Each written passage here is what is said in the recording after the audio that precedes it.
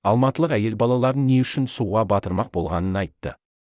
Құтқарушылар келіншектің бастапқыда 3 және 4 жасар қыздарын тұншықтырып, кейін өзі де қолындағы сәбиімен суға батқысы келгенін айтқан. Алматыдағы Сайран көліне балаларын батырмақ болған әйел мұндай әрекетке жоқшылықтан барған болуы мүмкін.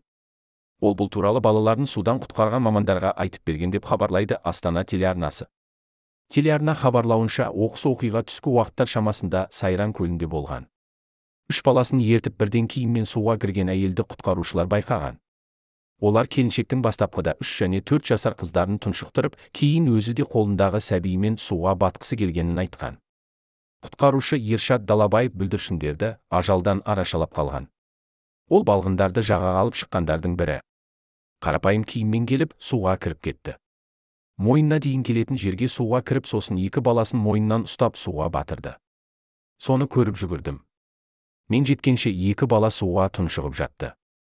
Екеуін шығарып әріптестерім жүгіріп келді, соларға бердім. Сосын әйелмен кішкентай 1,5 жасар қызын шығарып алдық, дейді Алматы қалалық құтқару қызметінің құтқарушысы Ершат Далабаев.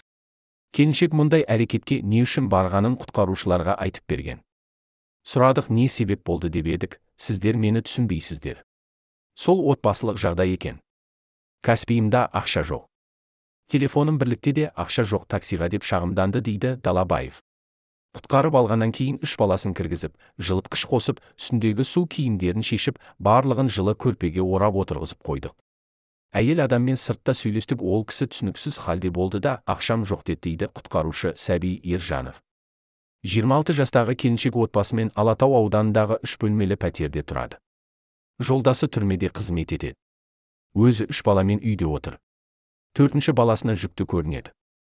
Бұл әйел біздің орталығымызда тіркеуде тұрған. Жалпы келіншек туралы көршілері жақсы пікірде емес. Балаларына тамақ бермейді. Өмірі аш жүреді.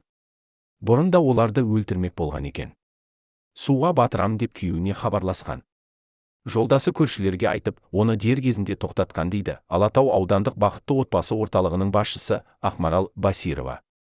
Осы оқиғадан кейін балалардың анасын психоневрологиялық орталыққа жатқызыпты. Бүгін қоғамдық денсаулық басқармасы әйелді үйіне шығарғанын айтты.